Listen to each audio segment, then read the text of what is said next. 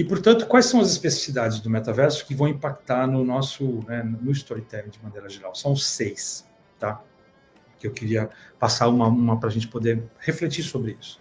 E a primeira delas, acho que é a mais importante, não sei se é a mais importante, mas acho que ela é importante.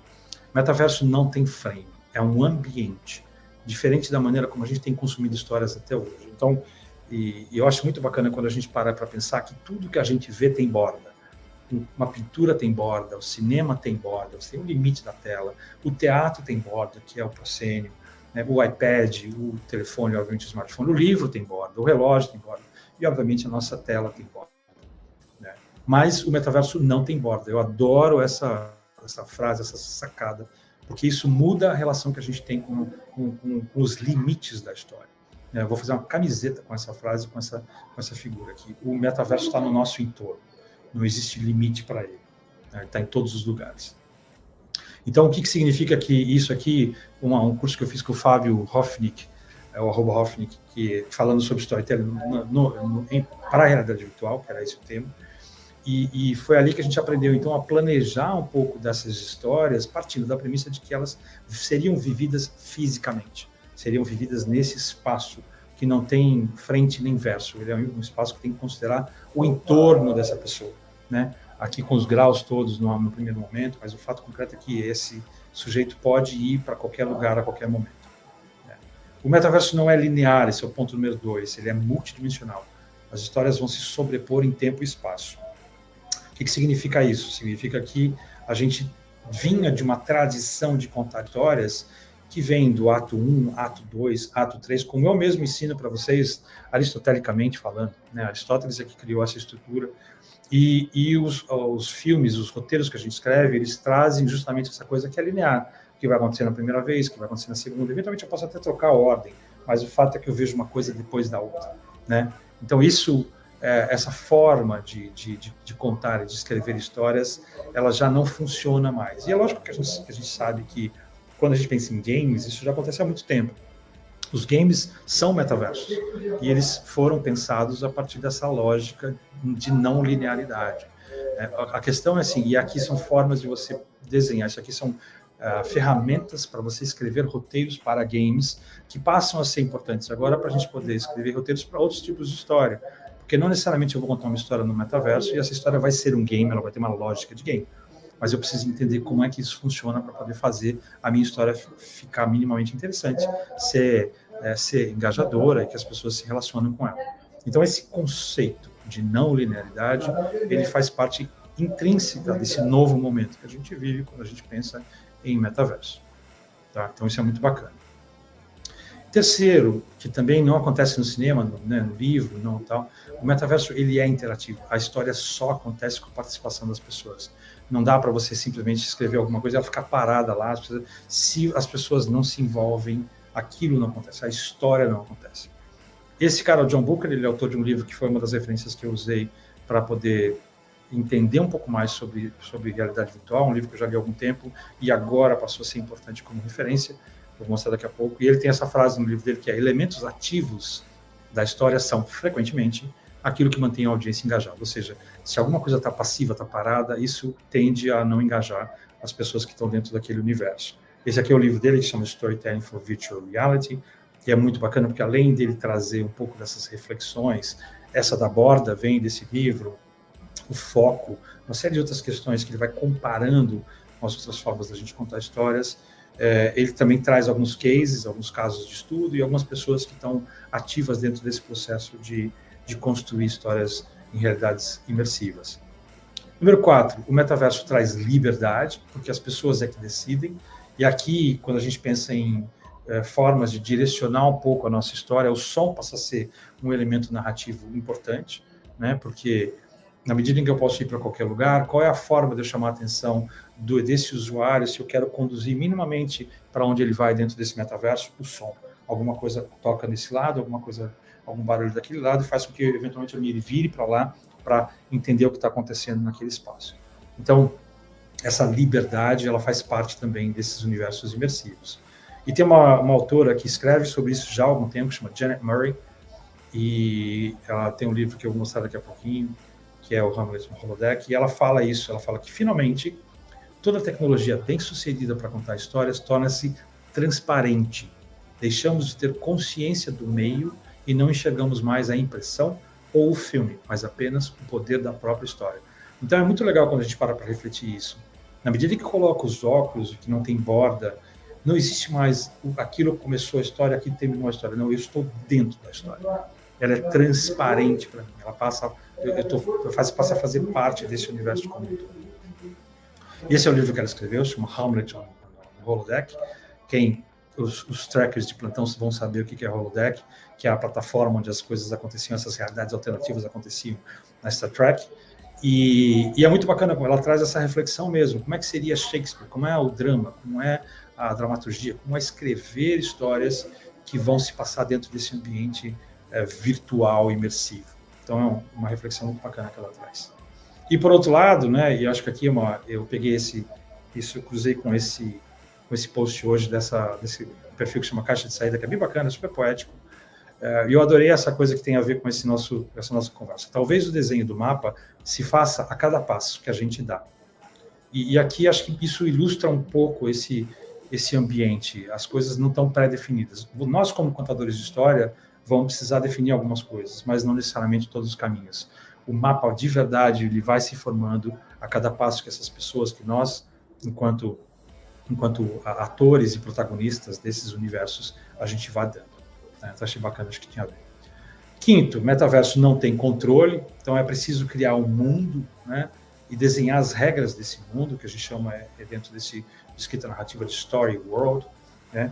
E essa é uma moça que também teve no South by Southwest, ela tem uma carreira longa de trabalhar com todas essas alternativas de narrativa imersiva, uma delas é justamente o RPG ao vivo, e ela tem vários trabalhos dentro dessa história, chama Céline Tricard, ela é francesa, e ela tira essa frase da palestra dela no South by Southwest, que é em VR, né, em realidade virtual, há vários graus possíveis de imersão, estamos dentro do mundo da história, que a gente chama de Story World em inglês. Então, Story World é um conceito que já existe na forma de escrever roteiros, na literatura, isso não é novo, né?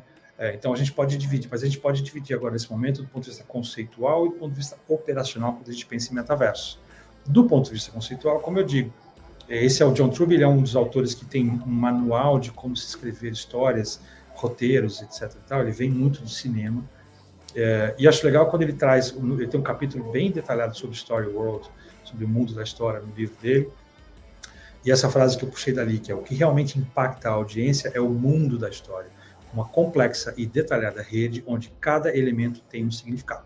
Então, quando a gente pensa em metaversos, em criar um mundo, essas regras elas são mais importantes do que nunca, porque sem essas regras não existe a história. Não dá para você se relacionar com ela, né? Fica tudo muito perdido. Então, esse é o John Truby, e esse é o livro que ele escreveu, chama Anatomia da História, 23 passos para você se tornar um Master Storyteller. Então, dentre esses 23 passos, existe aí a criação do Story World. E tem a criação desse mundo do ponto de vista operacional mesmo. Como é que eu começo a construir essa história? Como é que eu começo por onde que eu mexo isso, né? E tem algumas plataformas que são plataformas vindas do universo dos games, que passam a ser cada vez mais disponíveis hoje em dia, quando a gente pensa em construção de metaversos ou universos imersivos. Uma delas é a Unity, e o que eu trouxe essa imagem é porque ela tem um plugin que traz esse nível de realismo para as imagens, que você pode criar imagens em 3D, isso é uma imagem fabricada, uma imagem construída artificialmente, ou seja, e ela tem um grau de detalhe absurdo, né? Então isso pode ser tão detalhado e tão realista como essa imagem. Tem uma outra plataforma que se chama Unreal, que é a plataforma que o Fortnite usa, e que também é a plataforma que a gente tem usado dentro de uma das empresas do grupo Dreamers, do qual o A-Lab e a Articulate fazem parte, que é o Rock in Rio. Então, a gente tem hoje praticamente o Rock in Rio todo criado em Unreal, e ele existe nesse ambiente, né? Toda a cidade do rock existe nesse ambiente.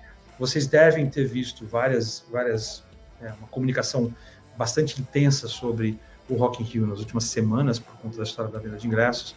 Eu vou tirar o fone aqui só para a gente ver sentir um pouquinho de como que isso foi usado, como esse metaverso foi usado para uma dessas comunicações.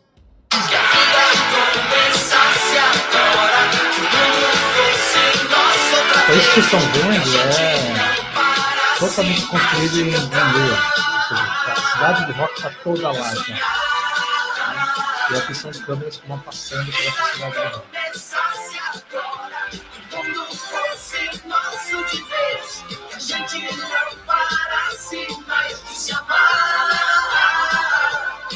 de se dar, de viver. Rock and Rio,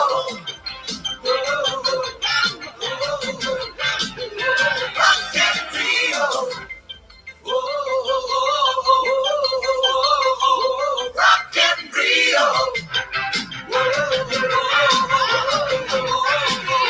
Rock and Rio.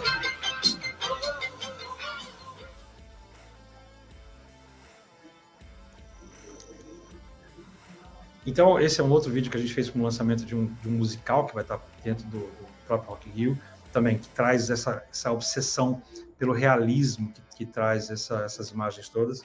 É um clipezinho desse musical, também feito em Unreal, pela mesma equipe que está trabalhando hoje com essa plataforma para transformar esse... Então, a gente praticamente tem um metaverso de Rock in Rio pronto, né? Ainda vamos ver como é que ele vai ser acessível, se ele vai ser acessível ou não, mas a gente tem essa possibilidade já acontecendo. E por último, número 6, blockchain e inteligência artificial. Como é que essas coisas de inteligência artificial impactam no storytelling, porque isso também faz parte desses universos. Então, estamos falando de storytelling colaborativo, autogenerativo, contextual. Eu posso tem empresas que, a partir de uma rede de colaboração via blockchain, eu posso ter a inteligência artificial construindo histórias em tempo real a partir do contexto, como se propõe essa empresa que se chama Entertainment AI, com um produto que chama Infinite Story, ou seja, eu dou um argumento básico, um plot básico, uma ideia, e ela vai construindo a partir de tudo com a inteligência artificial. Ou a gente pode ter isso, que é uma empresa que se chama Storyfile, que está ali no cantinho, na parte de cima à direita. O que ela faz? Ela filma as pessoas, faz aproximadamente 500 perguntas para essas pessoas, e a inteligência artificial cria não só as respostas possíveis para qualquer pergunta que você faça para ela, quando ela também simula como essas pessoas estariam respondendo realmente, né, essas perguntas. E eles têm uma das experiências com o William Shatner, mais uma vez os trackers aí vão ficar felizes, e eu peguei um clipezinho de uma pergunta que eu fiz para ele, que você pode fazer isso no site mesmo, e ele respondeu. Então isso aqui é uma versão virtual do William Shatner respondendo a partir do que ele mesmo forneceu como dado. The future is unknown. Everybody wants to know about what's going to happen in the future. So there are some writers who imagine what the future will be. There'll be cars that fly, there'll be magic medicine, nobody grows old, buildings float. None of that is possible at the moment, but in our imagination, it exists. And these writers write those stories, and it's called science fiction. And I was a science fiction hero, and that's what I do. É muito louco como é que a gente consegue simular isso. Isso tem vários usos possíveis. Isso é uma mistura de inteligência artificial com essa modelagem 3D super realista, e a gente poderia fazer várias coisas com personagens de verdade ou personagens existentes a partir dessa mesma lógica. Então, o último insight que eu tenho aqui é: storytelling imersivo exige uma nova lógica na construção de narrativas. É simples assim.